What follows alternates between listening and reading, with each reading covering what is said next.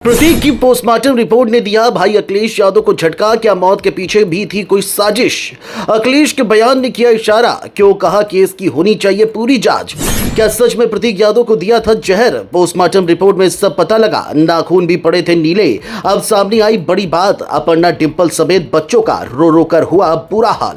जी हां, इधर अपर्णा यादव डिंपल यादव का रो रो कर बुरा हाल है। वहीं दूसरी ओर पोस्टमार्टम रिपोर्ट ने समाजवादियों को हिलाकर रख दिया है। अखिलेश यादव का चेहरा इस बार सिर्फ दुखी नहीं बल्कि बेहद गंभीर दिखाई दे रहा था, क्योंकि छोटे भाई प्रतीक यादव की मौत अब सिर्फ एक दुखद खबर नहीं बल्कि कई बड़े सवालों का केंद्र बनती नजर आ रही है। जिस तरीके से पोस्टमार्टम कराया गया, जिस तरह वीडियोग्राफी हुई और जिस तरह खुद अखिलेश यादव ने बाहर निकलकर कहा कि जांच होनी चाहिए, उसने पूरे मामले को और ज्यादा रहस्यमयी बना दिया है। अब यही सवाल उठ रहा है कि आखिर 38 साल के फिटनेस फ्रीक प्रतीक यादव की मौत के पीछे सिर्फ बीमारी थी या फिर कहानी कुछ और है। चलिए जानते हैं आखिर पोस्टमार्टम रिपोर्ट में क्या कुछ निकलकर सामने आया है।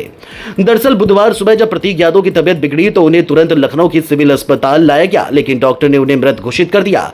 इसके बाद उनका शव पोस्टमार्टम के लिए केजीएमयू भेजा गया, जहां डॉक्टरों के पैनल ने पूरी प्रक्रिया की वीडियोग्राफी कराई। सूत्रों के मुताबिक पोस्टमार्टम सामान्य मामलों की तुलना में ज्यादा सतर्कता और गंभीरता के साथ किया गया। यही वजह है कि अब इस पूरे मामले को लेकर अटकलें और तेज हो गई है। सबसे ज्यादा चर्चा अखिलेश यादव के उस बयान की हो रही है जिसमें उन्होंने साफ कहा कि जो कानूनी प्रक्रिया है वही होगी और जांच होनी चाहिए। माना जा रहा है कि अखिलेश यादव का यह बयान बहुत बड़ा संकेत दे रहा है, क्योंकि अगर मौत सामान्य होती तो सिर्फ श्रद्धांजलि और अंतिम संस्कार की बातें होती, लेकिन यहां पोस्टमार्टम, वीडियोग्राफी और कानूनी जांच पर लगातार जोर दिया जा रहा है। यही वजह है कि अब सोशल मीडिया से लेकर राजनीतिक गलियारों तक हर जगह चर्चा है कि क्या परिवार इस मौत को सामान्य नहीं मान रहा।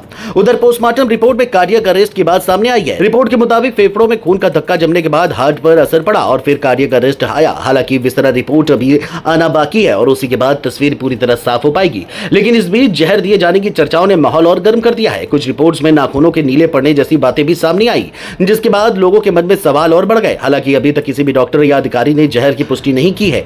वहीं सबसे भावुक पल उस वक्त देखने को मिला जब अखिलेश यादव पोस्टमार्टम हाउस पहुंचे। बताया जा रहा है कि वो करीब 25 मिनट तक अंदर रहे। उन्होंने छोटे भाई का शव देखा, डॉक्टरों से बात की और फिर बाहर निकलते समय बेहद भावुक दिखाई दिए। परिवार के करीबी लोगों का कहना है कि अपर्णा यादव और बच्चों की हालत देखकर अखिलेश खुद को संभाल नहीं पा रहे थे। डिंपल यादव भी लगातार परिवार के साथ मौजूद रही। पूरा यादव परिवार इस अचानक हुई घटना से अंदर ही अंदर टूट चुका है। बताया जा रहा है कि पिछले कुछ समय से प्रतीक यादव कारोबार और निजी तनावों से भी जूझ रहे थे। खुद अखिलेश यादव ने कहा कि 2 महीने पहले उनकी प्रतीक से मुलाकात हुई थी और उन्होंने छोटे भाई को स्वास्थ्य का ध्यान रखने और कारोबार पर फोकस करने की सलाह दी थी।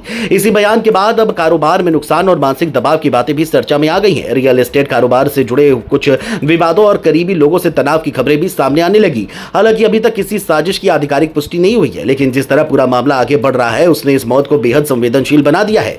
समाजवादी पार्टी के कुछ कार्यकर्ता तो अब सीबीआई जांच की मांग भी करने लगे हैं। फिलहाल सबकी नजर अब विसरा रिपोर्ट पर टिकी हुई है, क्योंकि वही तय करेगी कि आखिर प्रतीक यादव की मौत के पीछे सिर्फ मेडिकल वजह थी या फिर कहानी में कोई बड़ा राज छिपा हुआ है।